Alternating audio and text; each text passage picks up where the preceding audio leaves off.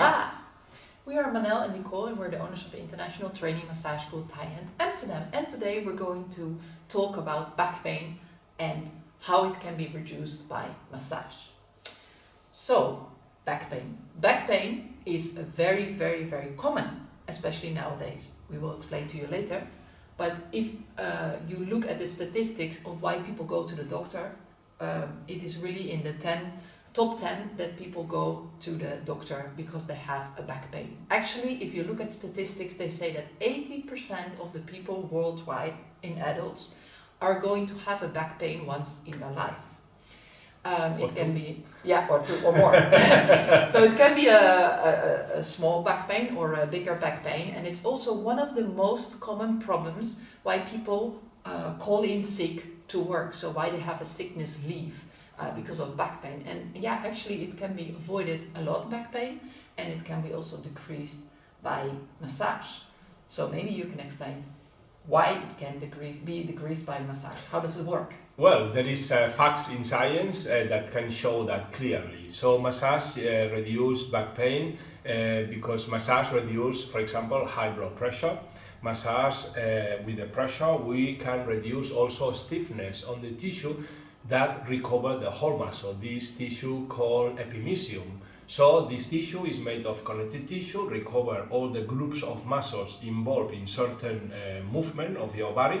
And then this tissue, when it's tense, the tissue that recover the group of fascicles is tense, is made of tissue that contains proteins like elastin and collagen. It's a dense irregular tissue, and then again in this tissue we can have tensions, and these tensions is what cause actually the pain. And this occurs like that because nerve tissue, vessels of circulatory capillaries and also lymphatic vessels run through this tissue, run through connective tissue until reach the cell, the muscle cell. Muscle cell at the same time is also recovering by connective tissue in the form of endomysium, and then we have perimysium that recover every group of fascicle of muscle cells in the muscle group, in the group of muscles recovering, as I tell you before, with epimysium. So when we analyze this fact about the physiology of every muscle group, every muscle cell group in a form of a single muscle, then we understand that improving circulation in this tissue that recover those muscle cells is good to improve, for example, the clean of metabolism waste, this waste that is produced in every cell in our body, and then also improve the oxygen and also the nutrients that the certain cells of the muscle needs to make their function properly. So we can say massage improves circulation through the stimuli of the peripheral part of the nerve system. Massage reduce tension in this tissue where the nerves, capillary vessels and also lymphatic vessels pass through until reach the muscle cell. And then massage also improve flexibility, so the fact to press into this tissue made of connective tissue and some proteins that makes this tissue elastic, like elastin and collagen, makes the environment of the muscle more flexible, less dense. So when there is density on this tissue, then when you move, you have tension, and then you excite the nerve that pass through this tissue. So this is the physiology of how massage helps to reduce tension in the tissue that surround every muscle cell in this group that we call it single muscle, no? Yes.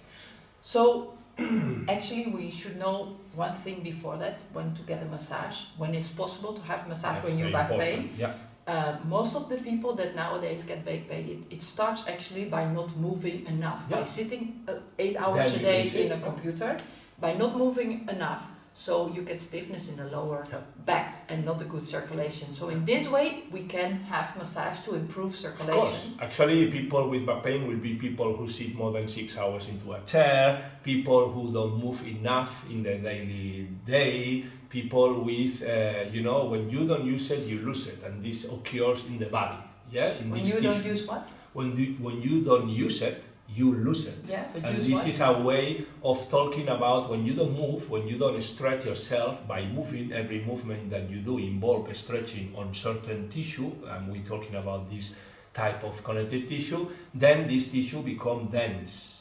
And the density on this tissue causes that when you move, you have pain. You have pain because the tension on this tissue press and interact in somehow to excite the nerve tissue that pass everywhere along your body and around your body to provide of those cells that need to be excited to you develop the movement properly. So this is like that. So when you talk about when we don't use it, you lose it, you mean muscle, you lose it, and also bone, you well, it's true. This is also a fact, no? When we don't use our legs in the way that the legs are made for, then you will little to little lose this tissue of the muscle, but also you will lose muscle bone, the tone of the bone, no? So this we can see clearly in the last publication that we did, no? We did a blog about what happened to astronauts, no? Astronauts without gravity. Well, the same happened to people here in planet Earth with gravity. If you don't move, you will lose muscle tone, and then also with the age, we lose muscle tone. Yeah? But there is method to recover that, and this is exercise and massage. Yes. So to prevent back pain is not sitting. Move. Don't sit too much. Move. But what about if you have to sit a lot because that's your work? Then it's very good to just be aware that you sit a lot. That's step number 1. And step number 2 is exercise or get regular or massage. Correct. Yes. So if you have a back pain and it's acute, just go first to the doctor. Very important. That's important because we never know. There is a lot of reasons why you have back pain. Yes. We are only talking in this video about back pain because tensions on the tissue involved into, for example, movement, and this can be this perimesion, endomesion, and this tissue that recover all the muscle cells. But then we are also talking that you can have back pain because of cancer. Or there is some types of cancer, no? Or maybe a hernia. Yeah. Or maybe, so then when we have a back pain and we don't know why we have back pain, we should go to the doctor always as the first step. And the doctor will manage the diagnose why you have back pain, and then after you can take the best therapy. So when the back pain is because of stress is the first cause of back pain, and scientists and doctors are revealing that stress, in the way that stress makes you have low back pain, for example, the incident people with stress and low back pain is clear, is something to do with this connective tissue that we are talking about, the tissue that recover the groups of muscle tissue, muscle cells, no? This epimysium, and then of course epimysium is connected to perimesion and endomesion, and then we can see that on the tendons. So for that, let's say that the first step is to go to the doctor, and the second step is to follow the therapy that the doctor decides. Massage is most of the times the best therapy when the back pain is because tensions on this tissue we're talking about. Yes, and tensions because of stress or not moving Stress is enough. the first cause. Yes, or sitting too much and not moving enough. Yes. So what happens actually when you get a massage? What happens in the body when you press and stretch? When we press, we excite those nerves that at the same time there is some reactions after that. So the first is to improve circulation in the area where you have been feel the stimuli. This is how the body works. You need blood flow towards this area that you are feeling pain in somehow, because you never know. Then the second is about the stretching. We are impacting in a tissue with pressure that normally is flexible, is full of proteins called elastin and collagen. So this elastin, for example, is a protein that can improve the normal shape of this, if the protein is like that, by the stretching of the movement can improve 1.5 the size of this protein. So it's very elastic, no? As the proper name, no? Elastin. So when we impact with pressure on this tissue that recover the groups of fascicles that again are involved in certain movement, then we are making a kind of warming through blood towards capillaries, and also the pressure improve the flexibility So this why tissue. is this important? Flexibility? Flexibility is important because when we move, we are, we are stretching muscles. Muscles involved in the way when you move are stretching, and if there is tension, this stretching that you make when you move can excite the nerve tissue that runs through this tissue, yeah, and makes you feel pain with movement, yeah. So stretching is important. Yes. Yeah. The environment where those things pass through, like nerve tissue, capillary vessels, and also lymphatic vessels, is better when it's less dense.